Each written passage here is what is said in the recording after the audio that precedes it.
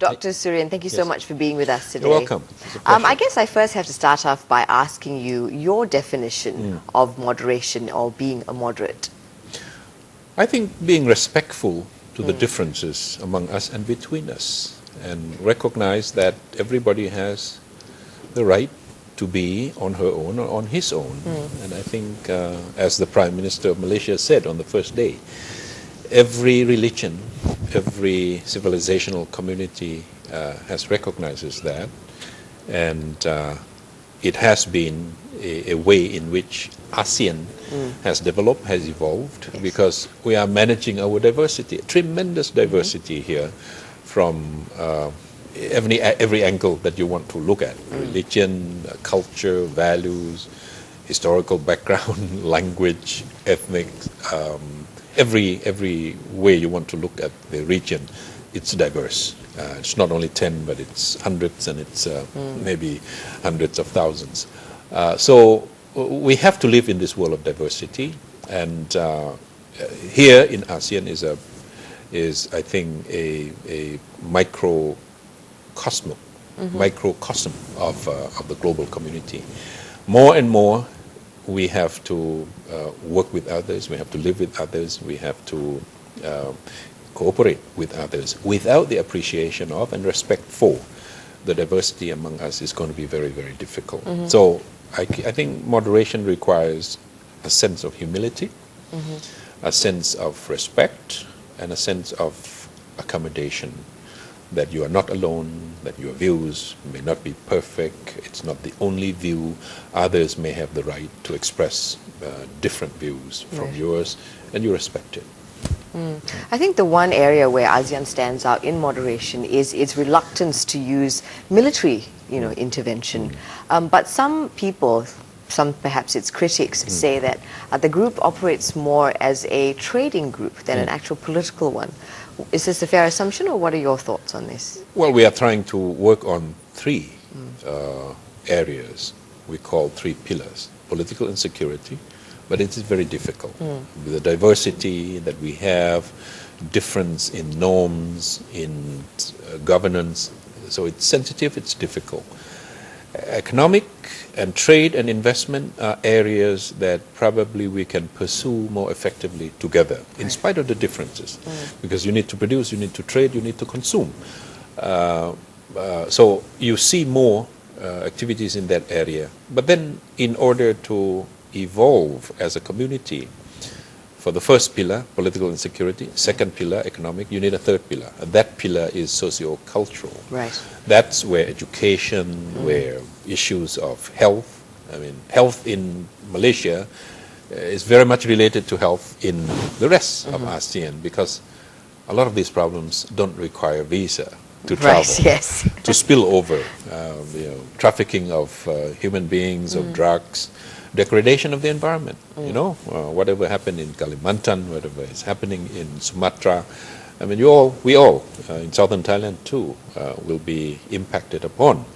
So in the areas of socio-cultural, arts, culture, linguistics, education, even the environment, we need to work together in order to prepare a solid foundation, a firmer foundation for cooperation in other areas. So it's true that you can feel more activities going on in the economic areas, but in order to be successful as a community, which we aspire for together, we need to work on all fronts. So what would you say then has been ASEAN's best achievement thus far when it comes to dealing with certain conflicts in the region that we've seen in the past? The fact that we could somehow contain the conflicts from spreading or from flaring up. Malaysia has issues with other countries, territorial issues. Thailand has problem, with neighbors, certainly with Cambodia. But the fact that we could somehow contain and make sure that the region is relatively at peace compared to other parts of the world, and it's a strong ingredient for trade and for investment from outside, for cooperation on other areas, particularly economic. I think that's a high degree of achievement, and it's recognized around the world. Otherwise, the US and Russia would not want to come into the process. EAS, East Asia Summit, Kuala Lumpur is the birthplace in 2005, and we've been working on ASEAN Plus 6 for the last 5 years. The 6th year, last November, in Bali, under the chairmanship of Indonesia, Russia and the United States wanted to come in, and we admitted them. The European Union is knocking on our door. So, I mean, the success, a series of success that we have achieved are not minimum, are not minimal, cannot be ignored.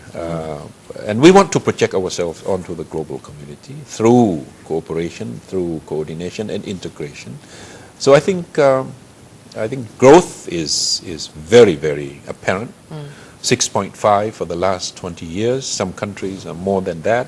Some countries are less than that, but on the average. And we've been able to absorb the shocks from the outside better than other regions, and we have rebounded out to perform at the level even higher than before the crisis. That's, that's quite an achievement. And we are sitting in between the two giant emerging markets, China and India. And we are taking advantage of that. We are on the supply lines into both. If both are factories, we are on the supply lines, parts and ingredients into those factories. So that's recognized, and I think we have to play this role very, very well. And in playing that role, a high degree of moderation, a high degree of humility, that we are not going to impose on others, and we want others to respect our agenda and our priorities. And so far, others have come around and said, okay, we'll let you lead. That's the centrality of ASEAN. We can only lead through consensus. We can only lead when others agree that we are capable of leading. And I think that's a great achievement for any region in the world. And I suppose we also look to others for examples as well. But you mentioned very briefly now the European Union.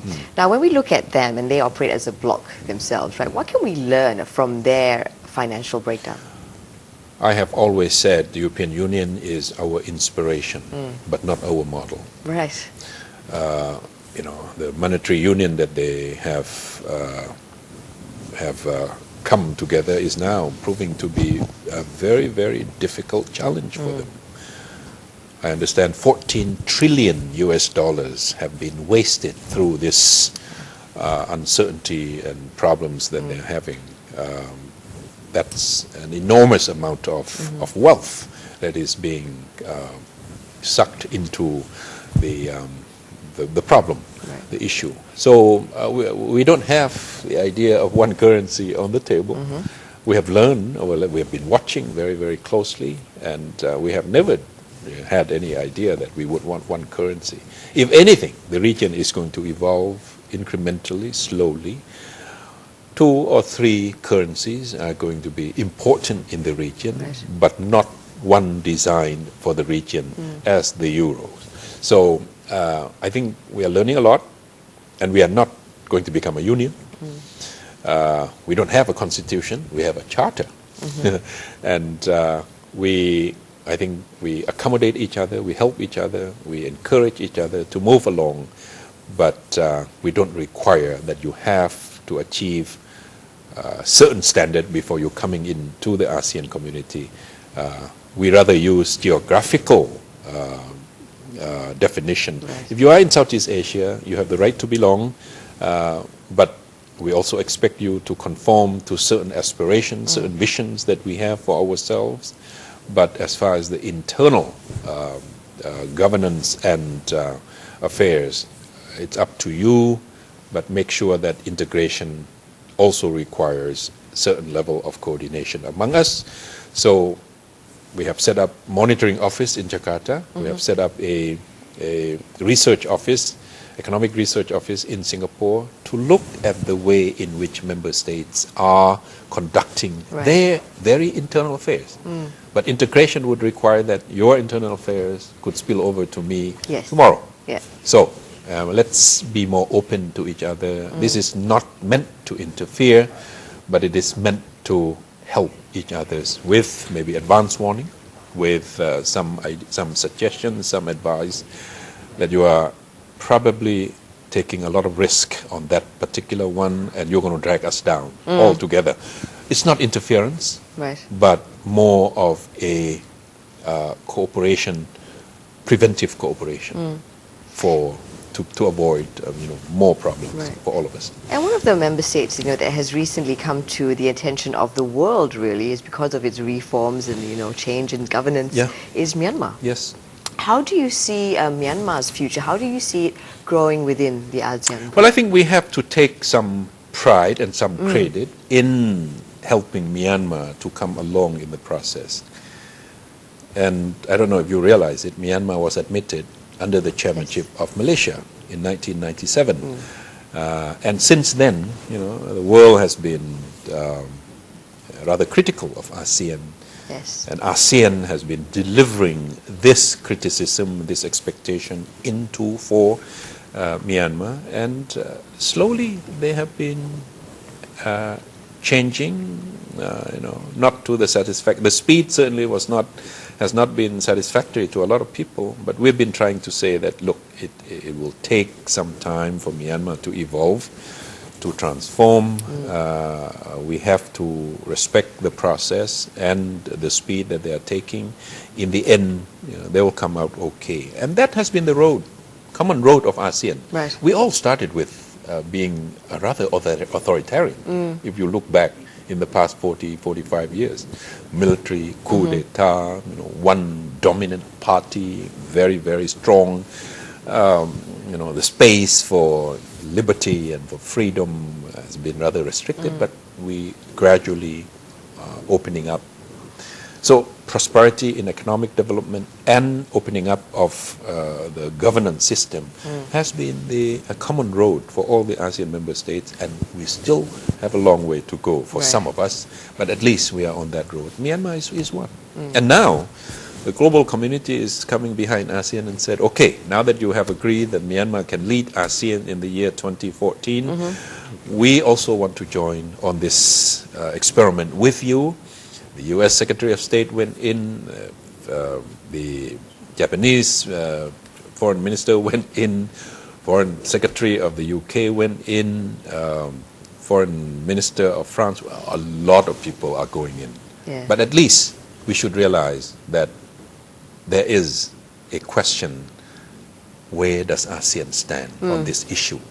If Myanmar has not been part of the ASEAN family, they would not have to ask that question. Yeah. And the issue would be, what would China and India react to this opening up of Myanmar? Would it lead to conflict? Who would mediate? Who would be the buffer? Now ASEAN is that mechanism, trying to balance the various conflicting powers being projected into Myanmar. But everybody is asking, where does ASEAN stand on this issue? Because ASEAN has been there all along. Myanmar knows this, and the global community knows that. So, where does ASEAN stand? On Myanmar? Yeah, in Myanmar. Well, encouraging it to open up. Mindful of the fact that there's a diversity in ASEAN. Yeah. I mean, while we are asking for Myanmar to open up, to adopt a democratic process, to respect human rights, the rest also have work to do, and we are not perfect. But at least we could encourage Myanmar to move along the path of opening, reconciliation inside, to the point where now the global community is rather comfortable, rather convinced, rather confident that it is going to be sustained. The strategy for ASEAN now is whatever positive step that Myanmar makes, ASEAN will be there, to make sure that it's not going to roll back, to make sure that it's not going to be a reversal of that development. So you will see ASEAN is engaging, you will see ASEAN is offering our support, moral support, whatever support that Myanmar would need on this experiment that they are embarking upon, short of direct interference. Right. Okay. And ASEAN aside, you mentioned this earlier that the US is looking our way, the Asia Pacific region. What is your stand on the current policy shift in the Obama administration towards the Asia Pacific? It's recognition of the realities that are occurring in the region. During the second summit between the ASEAN leaders and the US leader, Mr. Obama, in New York on the sideline of the UN in 2010, Mr. Obama opened his remark at the meeting like this. If we want to get out of our own economic crisis, we need to export more, we need to sell more. Right. We look around, where are the consumers, where is the market? It's you. In Southeast Asia, in ASEAN, in East Asia. So it's pretty much a recognition of the fact that of the realities that here is where the action is, and if you want to engage, you will have to come. But the U.S. also has to be reminded that this is not a vacuum. There are other players, there are other powers, there are other players that in the region already, working, already cooperating in the ASEAN process and extra ASEAN Plus process. And believe it or not, the U.S. respects that. The U.S. recognizes us as a fulcrum of emerging architecture in the region. And I think we are expected to play that role. We are given that role. We call that the ASEAN centrality.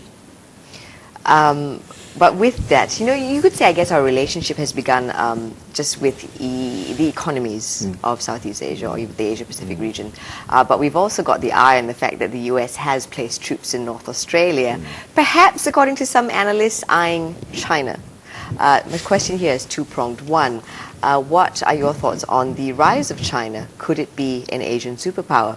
And if so, will the relationship with the US continue as is, US-China relations, or could it perhaps result in conflict? Well, that's the challenge for ASEAN. We are the owner of this forum, of this platform, of this process and this system. East Asia is different from Europe in one respect, and there are many, many areas that we are different. And that is, there is no one common institution or forum or system that could somehow resolve potential conflicts among us and between us, as opposed to Europe. Right.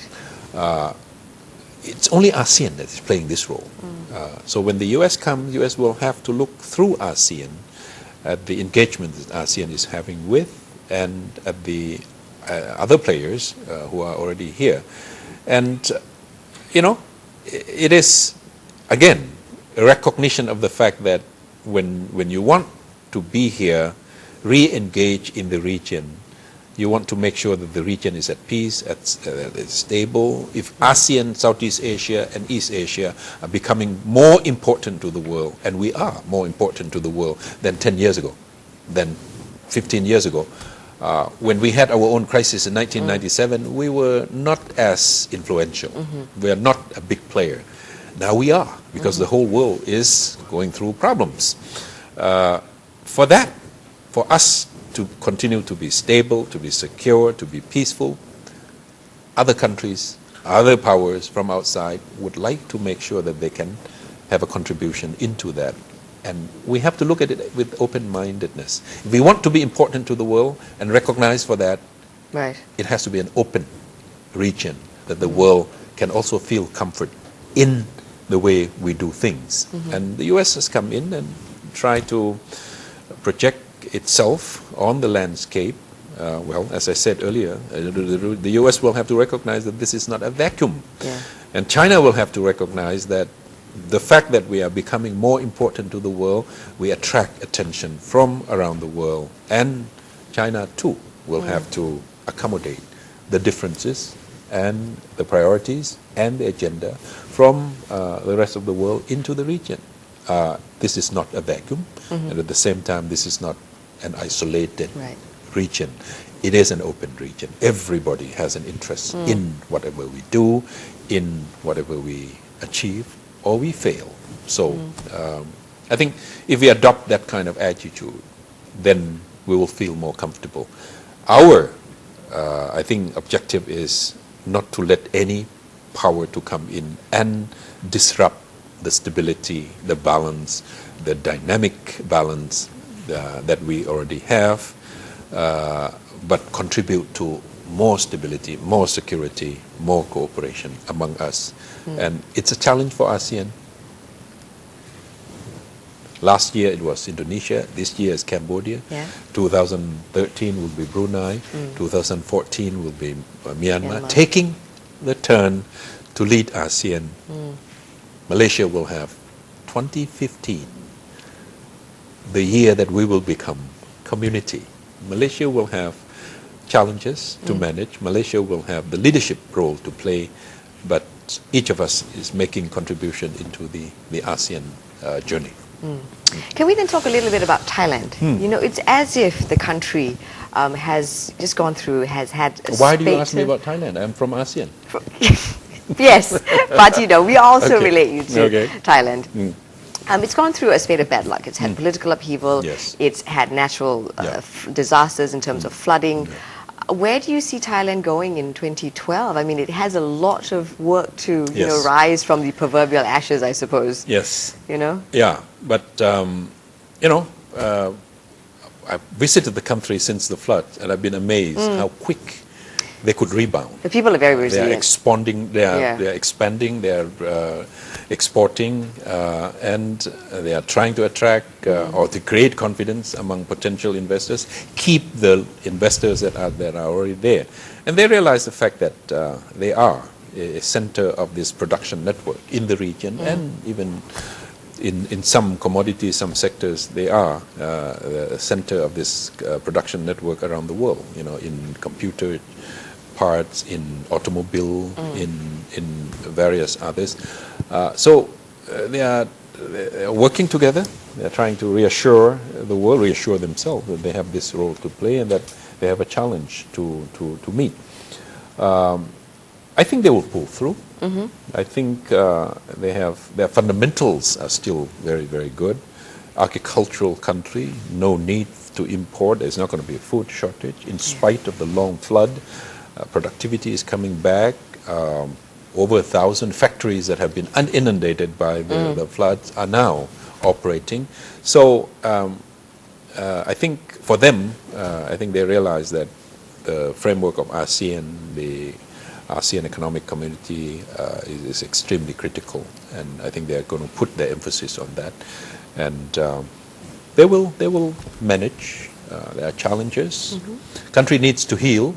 Yes, like you said, political confrontation, divisiveness, economic difficulties, the difference between the countryside and the urban areas, Bangkok and the rest of the country. All these things need to be managed, but it's also a lesson to all ASEAN countries that development has to be equitable, development has to be inclusive, that you have to take care of the larger portion of your population, and it cannot be too different, and the gap cannot be too wide, unless, or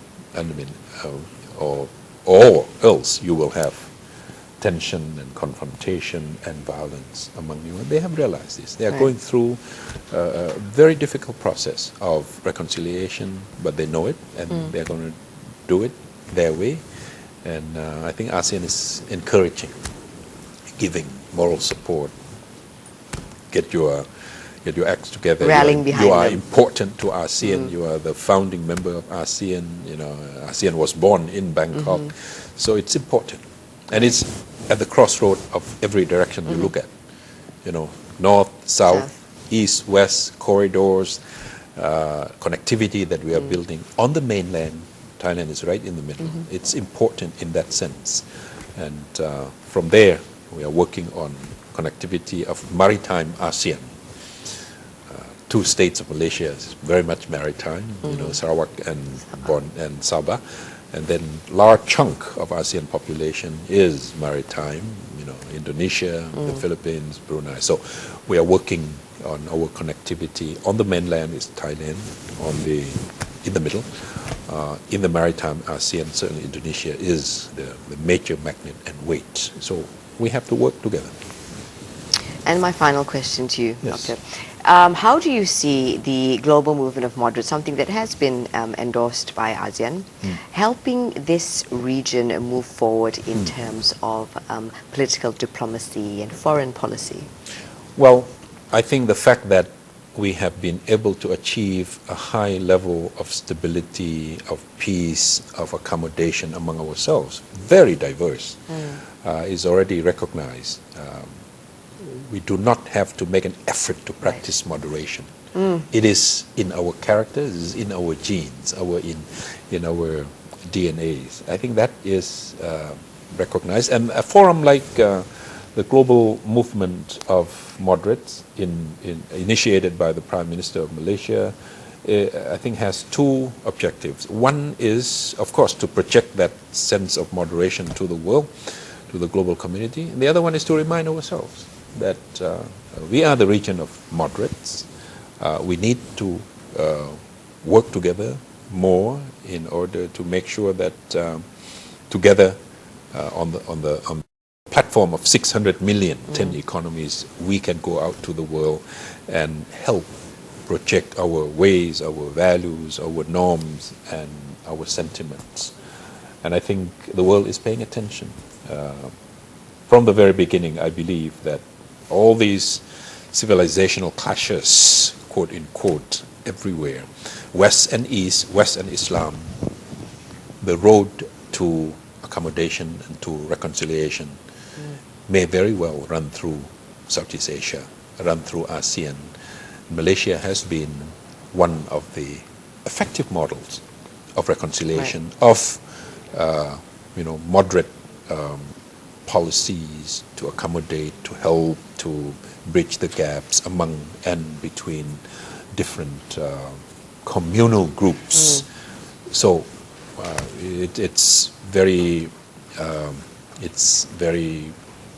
rightful, it's very reasonable that Malaysia would want to help project this character of ASEAN, of itself, to the global community, because it has achieved certain level of what you call integration, accommodation, mutual respect here in Malaysian modality.